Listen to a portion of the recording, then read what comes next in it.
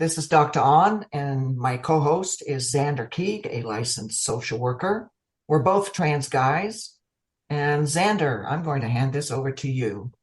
Thank you, Dr. An. Well, it's great to have our guest with us today. This is Dr. Jamison Green, who's joining us. I think I met Dr. Jamison Green. I'll just start calling him James from now on. I met James, I think he was either 2006 or 2007. You probably know the year because we met at a meeting of a group of people in the community that were working on a plaque that was going to go into the ground in San Francisco. So I don't remember. It was 2006 or 2007 for sure. And it was commemorating the Compton cafeteria riots that a lot of people have never heard of in 1966 in the Tenderloin district of San Francisco. And we were walking back to BART together, and not one to be shy, so I asked James if he would be my mentor because I started my testosterone transition phase in 2005, and I had figured out that it'd be really important to have mentors. So that's how we first came to know each other, was by me and my moxie asking, and you said yes, and we've been connected ever since. So it's been a really wonderful experience for me.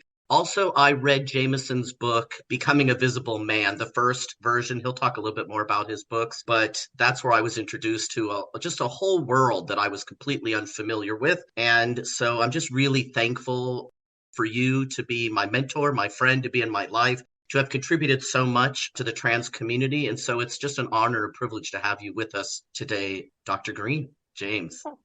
Thank you, Zander. And thank you, Dr. An. It's a pleasure to be with you both. We're happy you're here. So let's jump right in about books. So there's a book that's currently in peer review. It's pending publication. The title is From Margins to Mainstream, A History of Transgender Medicine in the U.S. My understanding is that you are part of the editorial team, and you're also one of several, 50-something or 52. more authors. Yeah. 52 contributing writers, yeah. Yeah, so why don't you tell us a little bit about how that book came to be and what the process has been like, or what are some of the, don't spoil it for people, but if there's anything you can reveal to us about the theme of the book other than trans medicine in the US, but what does that mean? Sure. And trans medicine could be kind of dry as a topic, and we didn't want it to be dry. The book was conceived by a cisgender woman physician in upstate New York, Dr. Carolyn Wolfe Gould, who runs a well-respected transgender medicine clinic it's a rural clinic in upstate New York. And she came up with the idea for this book. What happened was she wrote a paper with the same title, actually just From Margins to Mainstream, and talking about creating her clinic. And it was published, I don't know where, but in a journal, an academic journal, or a professional journal, probably a professional journal, frankly, because her clinic was funded by a grant from the Robert Wood Johnson Foundation, which is a major contributor to the medical field. Anyway, she used that title, From Margins to Mainstream, and I think she may have been talking with people at SUNY, and someone and she may have done a presentation at SUNY. They have a gender-related conference that happens, and I think this is the story.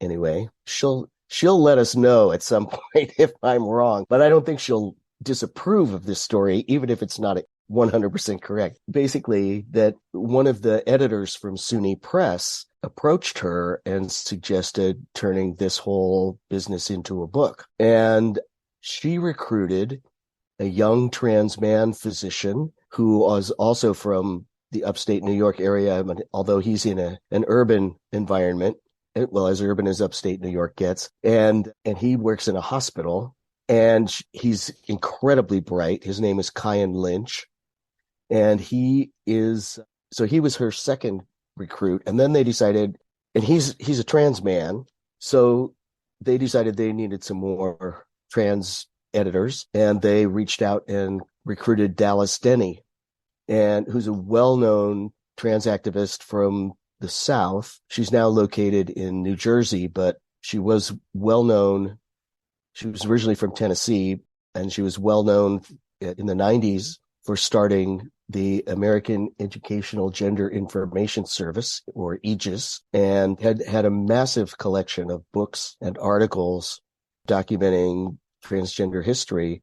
such as it was, and especially theories about medicine. She was in the medical field as a licensed psychological examiner for the state of Georgia, and that was her career. She also, on the side, edited the Transgender Tapestry magazine that was published by International Foundation for Gender Education for many years, and she also produced a magazine called Chrysalis, which was Aegis, her organization's magazine, and then various newsletters over the years as well. So she was very well connected and very knowledgeable.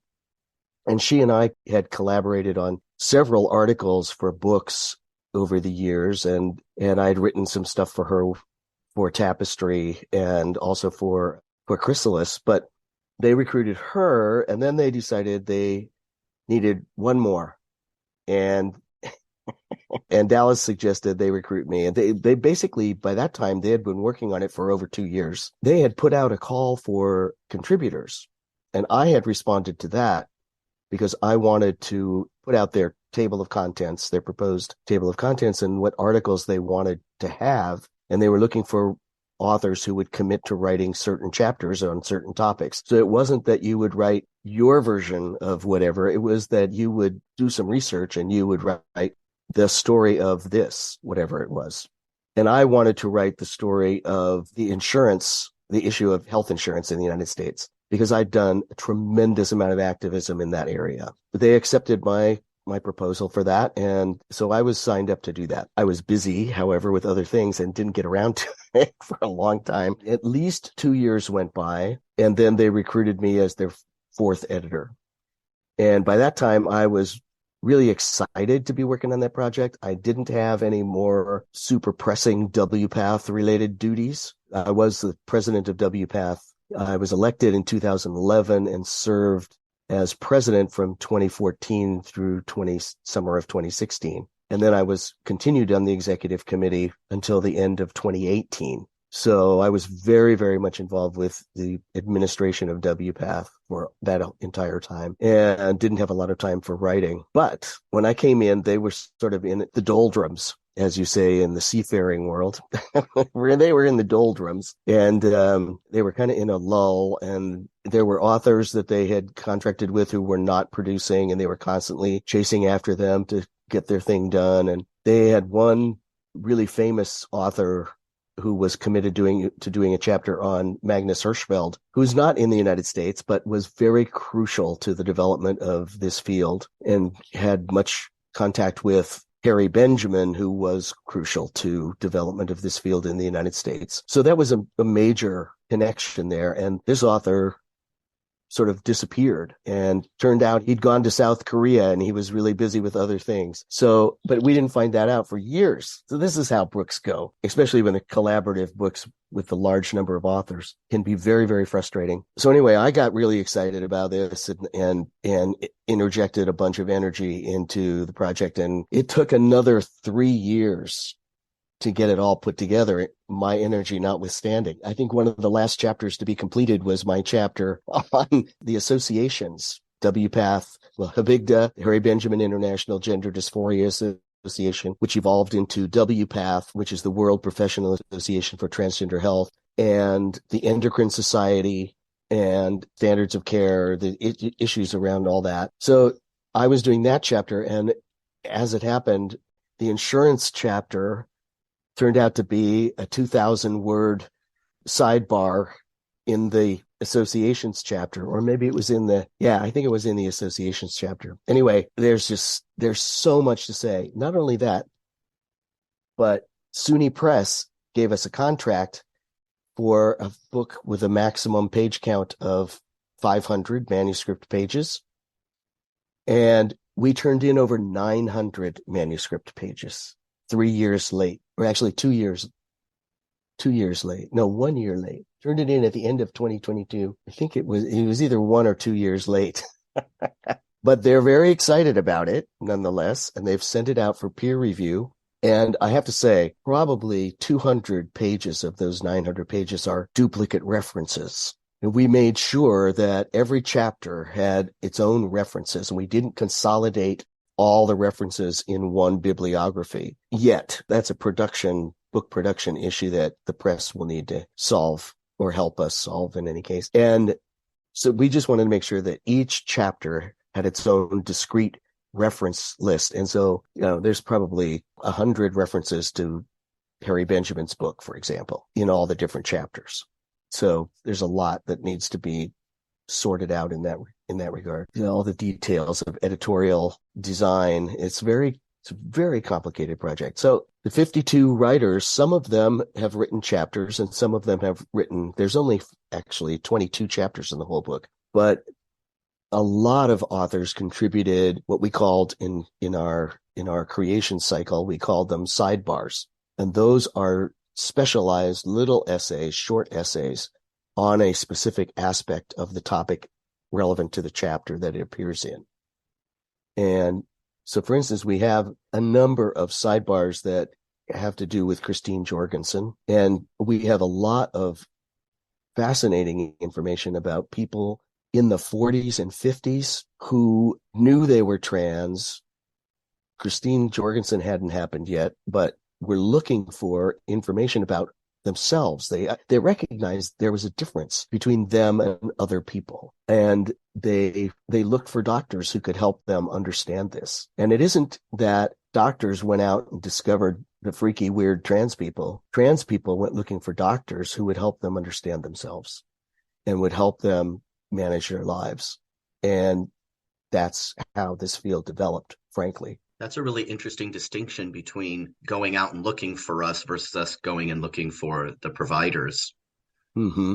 I want you to talk a little bit more about some of the experiences and history of trans people at least within the United States, medically speaking. Before we do that, I'd love for you to tell us a little bit more about some of the other writing projects, some of the other articles you've written, chapters in other books, your book, Becoming a Visible Man. If you want to just tell us a little bit more so that people can look these up, learn more about you. Wow, I wish I had my CV handy.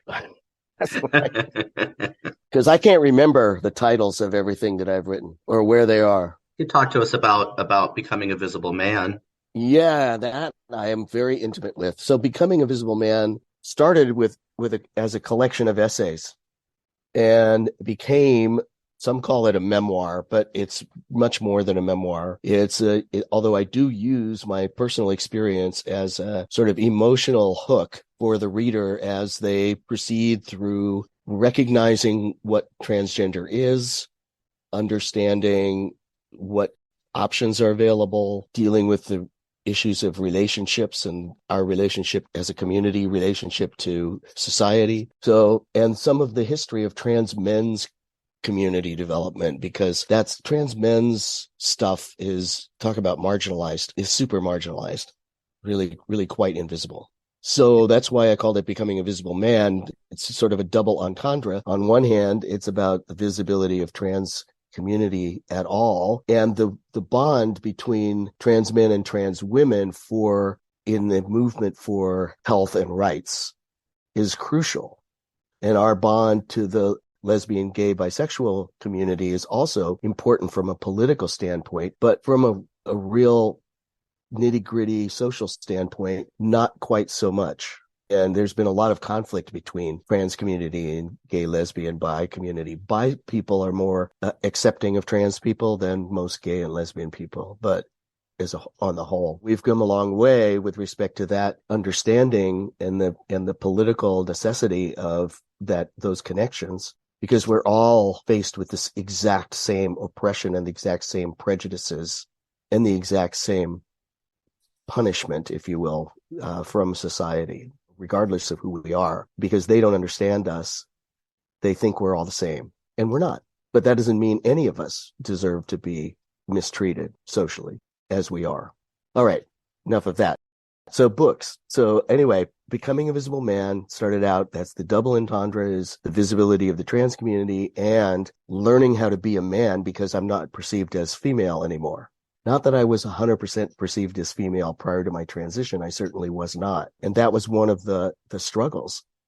And yet I had learned a lot of coping mechanisms because of my difference while I was in a female body I had many coping mechanisms that when people couldn't tell what sex I was and they would challenge me. And I had to unlearn those coping mechanisms once I became a visible man, because those kind of coping mechanisms can get you in a lot of trouble. That's really interesting. I was just talking with a parent recently about their teenage trans son who had an experience going into a men's bathroom at work and I've never heard of it going this way. I remember my experience going into women's bathrooms before I transitioned, and they do the like step out, look at the door, look at you, am I in the right place? And this father was telling me that the son had that experience in the men's room. And I thought, I've never heard of that, where a man is like, step back, look at the door, look at the, and I've seen it. Yeah. I saw it either not when I was in early transition, but pre-actual transition, because there were some circumstances where it was safer for me to use a men's room, or it was convenient. And we always hear about it in football stadiums, baseball stadiums. The women are using the men's room because the line in the women's room is too long because the women's rooms are too small. So so anyway, it happened to me. So I've seen it before. I like about having coping mechanisms, though, like because he was asking how can they learn to deal with that? Well, my response to that would be, got a problem? What's the matter? You lost? Make a joke out of it. Yeah, I shared that there's a lot of different ways that we respond, and some can be comical and some can be crude and some can be a bit outrageous, that everybody sort of falls into whatever is their natural, tendency, or is how to react and respond in that moment. Did he feel safe? Did he express that at all? Yeah, he didn't express anything about safety. He was at work. I believe it was just another coworker, but maybe like a newer coworker who wasn't understanding what was going on. This is a person who's not on hormones, so if the coworker understands them to be female, then of course they would see that it's not like they're a stranger. So that is a different kind of a situation. And you'd think that that's respectful, because you don't want him coming into the wrong bathroom. Right. This other person, it's like, he's like, oh, I don't want to go in the wrong bathroom. Right. So it's like, how does the trans person interpret that? Oh, I'm not being seen as the man I am, or, oh, that man is trying to be respectful. And just on first glance, he made an assumption. He's incorrect, but he's making an assumption based on a visualization, right? It's like how to navigate through that. So the other aspect of that in this particular case is this young trans guy using the bathroom before he's being physically recognizable as a man could be a problem. And so he might want to hold off. If he's planning to start testosterone, he might want to wait a little while before he starts making use of the men's room on a frequent basis, so that he's more visibly male. Is this in Florida? No, it was not in Florida. It was, I don't remember the state now. It wasn't in Florida. It was at a restaurant. The person works in a restaurant. I would have to agree with Jamison. Yeah. I mean, I think this is a bit of a thorny topic, right? Because there are people within our community, the trans community, who want to be able to use a bathroom based on self-identification. And in some states, that is the law. It's based on self-identification. It's not based on any medical treatment. It's not based on any particular physical presence that we have, our appearance. This is where there's a lot of contention, and why there's laws that are being proposed, and in some places passing and then going through the court systems to get them out again, right? Because this is a topic area where it's like, if the idea is, well, until you're seen in some majority of the time as the sex that you're entering the bathroom of, like when we go into these binary bathroom options, that makes perfect sense to me. It made perfect sense to On. Some people might take issue with it in our community. Yeah, right? Because ostensibly the premise is no one should be forced to take any kind of medical treatment, to have any kind of surgery in order to actualize their gender identity. I wrote a statement like that for WPATH, saying that this is WPATH's position, and that because many people will never be able to afford any medical treatment, even if they want it, and that shouldn't mean that everybody has to deny their gender identity. And yet that doesn't also preclude us from having run-ins when we're in public places. That's right. So we have to sort out how to navigate through those to the best of our ability, staying as safe as possible. Yep. And also not taking on so much that it destroys us emotionally, mentally, socially. Right. Yeah, it's a tightrope. We're going to take a short break. We'll be right back. UK Health Radio, the station that makes you feel good.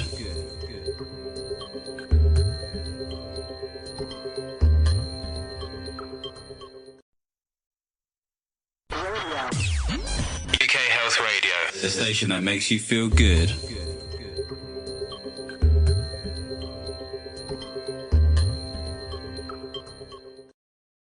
You had talked a little bit about, talking about trans medicine, and you mentioned some historical figures within, the context of trans medicine. And I'm wondering, for our listeners, we have listeners that are primarily in the US, the UK, and India, right? All over the world, but those are the three largest communities of listeners. And I'm wondering, what would you like to share with the listeners that is something that is maybe not as well known or not as well understood, just about trans people, our experience, our history? Like, what are some things that you would like to be able to convey to people that they might go on and do some of their own further, research, investigation, musings?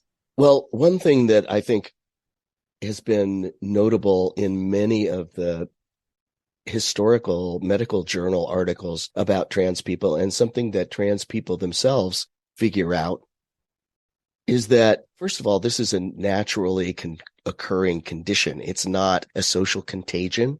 Virtually, historically, every trans person has gone through this in isolation prior to the advent of the internet. And we all managed to figure out that we're different, and we managed to figure out some kind of coping mechanism. And that has been true historically. In many societies, in the ancient societies, that there have been social spaces for trans people. And they're not everyone. I mean, sometimes people think, all the Native American tribes were totally cool with trans people who called themselves Two-Spirit, blah, blah, blah. No, that's not true. Not all Native tribes, not all indigenous populations accepted gender variance.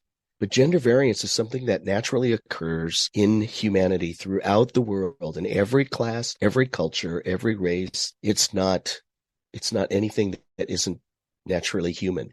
It's what we do with it that impacts how we can succeed or thrive, and how we have moved forward. And with the oppression that went on in the 1800s and the anti-sexuality that was going on in the 1800s, and the Enlightenment sort of scientific desire for classifying things, that was one of the crucial turning points historically in galvanizing a transgender community and seeking out medical support. So some medical people looked at us and thought, well, they might see one of us in their career, and they'd say, this is a really weird person. This person is really twisted and has something horribly wrong with them. And then when they started doing, like Freud and this early psychiatrists started analyzing people's dreams and, all this kind of, stuff. I mean, this is really early in terms of accessing in building the field of mental health. They started realizing that a lot more people than they imagined had these pictures of themselves as members of the opposite sex, and that they really wanted to live that way.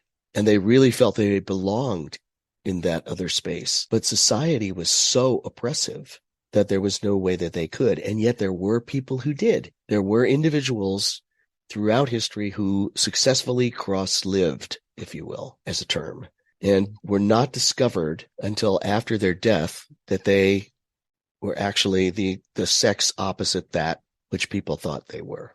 This is before the advent of the synthesizing of hormones. Exactly. Where you can actually take the medicines. Exactly. And in the 1940s, well, I think hormones began to be synthesized in the 20s, but we really didn't know we as a society really didn't know very much about them until in the 40s. And then we actually had some trans people get hold of them and start experimenting. And one of the earliest ones was Michael Dillon in England. He was a medical student. He learned about hormones. He managed to prescribe them for himself. He started taking testosterone. He wrote a lot about hormones and the effect and how they can support your actual gender. And later, like in the 80s, therapists who were treating men who cross-dressed. So these were people with masculine gender identities who cross-dressed, and they were feeling, oh, society hates me because I cross-dress, but I really feel compelled to do this. And then they start to gain a little more confidence, and I really like being cross-dressed. Maybe I'm a transsexual. And so therapists would say, all right, well, let's get a prescription for you and you can take some estrogen and see how that makes you feel. And 99% of the time, cross-dressers who would take estrogen would go, oh no. They'd take the estrogen. It did not make them feel good. It did not have effects that supported their gender identity. And they said, no, forget that. No, I'm not a transsexual. There's no way I can live on this hormone. And people talk about roid rage, conversely, for people who take testosterone. And, there's always been this idea that toxic masculinity was fed by testosterone. And a lot of times, trans people who were born in female bodies, who were angry and super butch and would get in fights and things like that, they start taking testosterone and that immediately goes away. Because you just described my experience. See, there you go. You're not the only one I've known who's had that experience. And so, and I think that actually the thing that makes men crazy, although, well, let me say this. First of all, we discovered testosterone taken to excess does not make you super masculine. It just, whatever your body can't use. If you have a female body to start with and you take too much testosterone, whatever you can't use is just wasted because it's converted to estrogen. If you have a masculine body, if you have a male body to start with and you take a lot of testosterone, as many athletes have done, if they overdose on testosterone, they begin to grow breasts. So essentially it's converting into estrogen. It doesn't convert chemically. It's not exactly the same process. It doesn't convert in exactly the same way as it does in a body that was born female. But if you give somebody a lot extra testosterone, or they have naturally a superabundance of testosterone and they are engaging, say, in criminal behavior, and a lot of times we've sought to treat aggressive men by castrating them, and men who were abusive to women and things by castrating them and stopping their testosterone production. Well, then you find that not having testosterone in their system destroys their bone density. That estrogen doesn't replace bone density at the same rate that estrogen will. I mean, both sex hormones are important in any human body. All human bodies have both sex hormones, both estrogen and testosterone, just in different amounts. If you give somebody a lot of testosterone and then take it away and you replace it with estrogen, their mood swings are horrific, absolutely horrific. And I think that men who have high levels of testosterone probably also have high levels of estrogen. And if they have mood swings, it's because of the hormones fighting with each other. So it's like the hormone swings can lead to the mood swings. Yes. The physician who was treating women for menopause, so he put them on estrogen, right? Mm-hmm. Then they were complaining that their symptoms were worsening. So then he discovered the magic potion, I should say, and he introduced progesterone, cut back on the estrogen, and then it was a win-win. But I'm right with you. I think that probably is a strong case you point out with men who are aggressive. Large amounts of T convert to E, and if they're already shooting off high levels, I wouldn't doubt if that wouldn't be balanced out with the estrogen.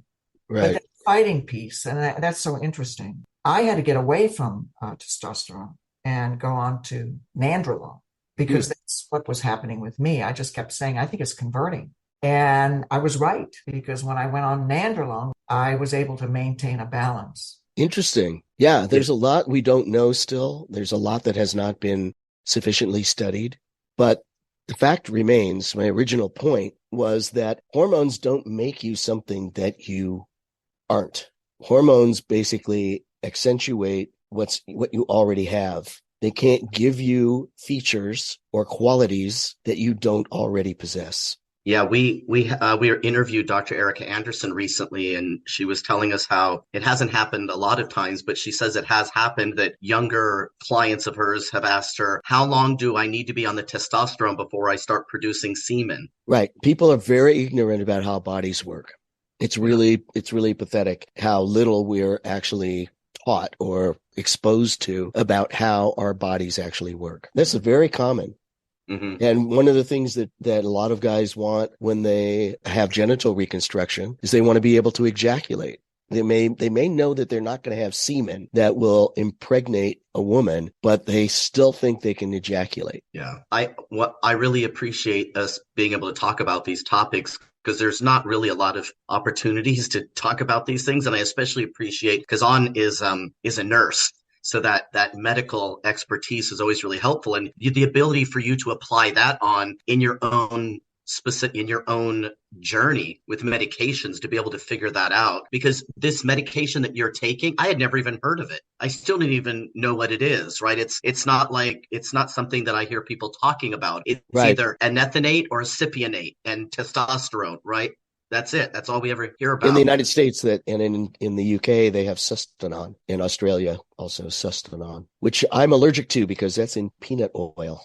Mhm. Yeah, ours are sesame and cottonseed oil. There's Right. also I've met gentlemen who have had the pellets under the skin, right, Right. into the subcutaneous levels, and there's under the tongue sublingual testosterone. There Right. are a bunch of different options, but this idea of learning about like how it converts into estrogen and how these are things that perhaps So not these are the everybody is getting yeah. information Well, about. these are the kinds of things that I talk about in my book. Is learning all this stuff, and and it's again, it's stories. It's connected to trying to figure things out for myself. And back to the book thing, if you don't mind, if you'll Please. forgive me.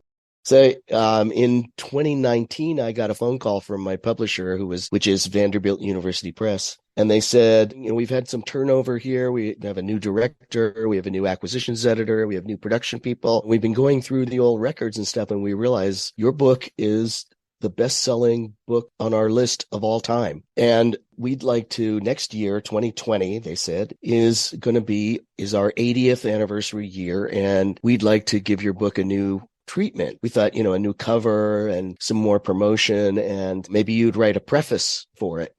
And I said, could I update the text? Because a lot has happened since 2004 when the first edition was published. And I'd really, really like to be able to update the text. And they said, okay, yeah, we need to keep it close to the same page count. So you need to try to work that out. But which was a little bit of a challenge, but I think I did a pretty decent job updating all the vocabulary, updating the scientific references, adding a lot of the political, just updates that have happened, and some of the work that I've done, and all my work with WPATH.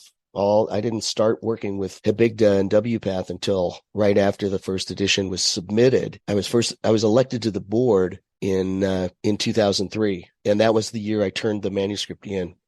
I'd already been attending their meetings and stuff, but I wasn't on the board or anything. But so 2003, I turned the manuscript in. 2004, the book comes out. It's already out of date. So, so I did a revised edition. It came out in September of 2020, second edition, and it's also available on audiobook on Audible, and that came out in 2022. Well, congratulations. I mean, what an honor to just to receive that call, to hear that news. I mean, that's just phenomenal. And that they gave you that opportunity to update. You're right. As soon as it was published, originally it was out of date already, because our community is dynamic and so Right. much changes so quickly that Yep. we none of us can really keep up, right? Right. And so, and this is the same with the history book. We discovered so many things in our research and have told things in very personal ways with as much energy as possible, not to be a dry history book. And there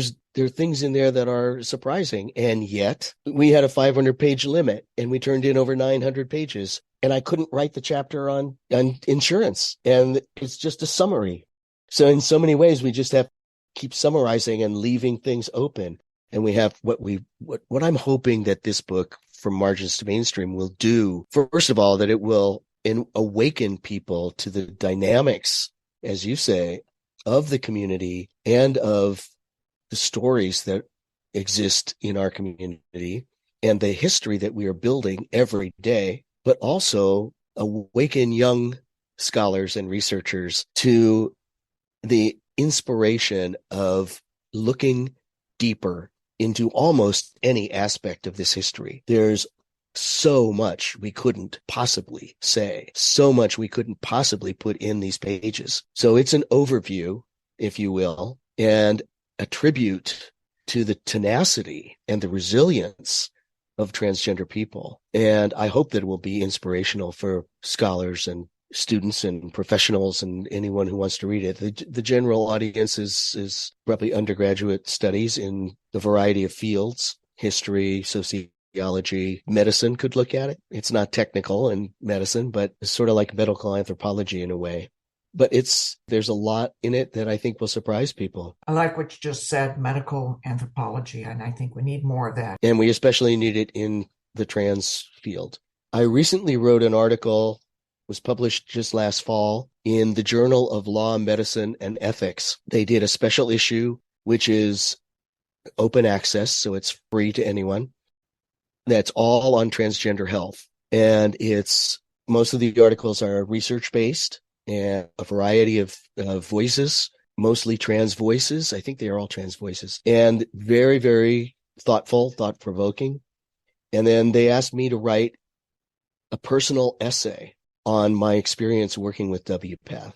And I think it's a pretty informative piece that will kind of surprise people about how do we make change is really what it's about. It's called Unbending the Light, Changing Laws and Policies to Make Transgender Health Visible. We're going to take another commercial break. Even if we accept the possibility of some 73 different genders or more, the simple male or female alternatives provide an abundance of health issues that justify our care and attention. From cradle to grave, fertility to menopause, from the universal desire to make a positive difference to individuals' personal desires not to disappear without trace. Mental health once was a taboo topic. This vital area is now getting the attention it deserves. We are all products of our background. The challenge is how we avoid becoming victims of our history. You've been listening to the Umbrella Hour with Dr. On and Zander Keig.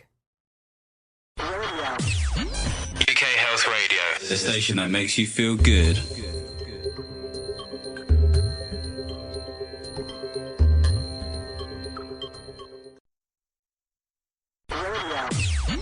UK Health Radio, the station that makes you feel good.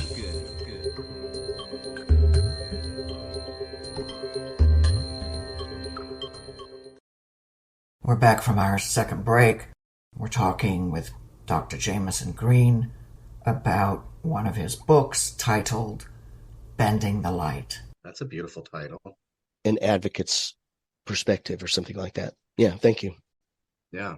If it's your history of your experience with WPATH, I would imagine there's some pros and cons in there, right? Yeah, well, and I had a word limit too, so it's not super detailed. And I have to say, I have to explain how I got to be with WPATH too, since I'm not a clinician. It's a professional organization that their members are primarily clinicians and then some lawyers, not so many, but anymore. But there was a period where we had quite a few legal scholars as members, clinicians and researchers who do clinical research, clinically based research. I was told in the beginning that I couldn't be a full member because I wasn't in those categories. It's all in the story. But how did I get there? Why did I, as your average trans person who wanted to be a writer, who worked in high tech, why would I find myself leading a medical association? And that's explained in the article. And it's not terribly long, so it's not an autobiography again. Right? Neither is Becoming a Visible Man. There's no autobiography has been written or biography, but. Well, then thank goodness you did, because you were able to champion a lot of changes. Well, more changes. I made more changes during my presidency than had occurred within that organization since its inception over the whole I think it was about 37 years that it existed before my presidency. And I made more changes than ever before. I mean, all in a period of 2.5 years. We're coming upon the hour, and I would love to have you back, don't you think, Zander, to talk about the insurance industry? Absolutely. Anything else? I mean, it's just, there's so much information here that is not known to most people, even within our own community. There's a lot of information historically, medically, socially. There's a lot of information here. And you've mentioned coping mechanisms a number of times throughout the course of this. And so I dial in on that because that's my job. That's what I do as a social care worker in the social work field. And one of the things I'm thinking about is the resiliency that is demonstrated in the stories of our history when there was no access to things like the internet, and now there's proliferation of information on all kinds of media platforms, but the coping mechanisms, the coping skills are not so good right now, right? Information is not always thoughtful. Information is not always valuable. Information is not always applicable. There's so much information now. We're inundated with information. How do we find what's useful to us? How do we find what really matters? How do we find what's true? That is the most beautiful way to end this. Yeah. Okay. Thank you so much, James, for being here. It's been wonderful, and I'm glad I had a chance to meet you. Thank you, An. I'm glad I had a chance to meet you, too. You were listening to the Umbrella Hour with Dr. An and Zander Keig. Tune in next time.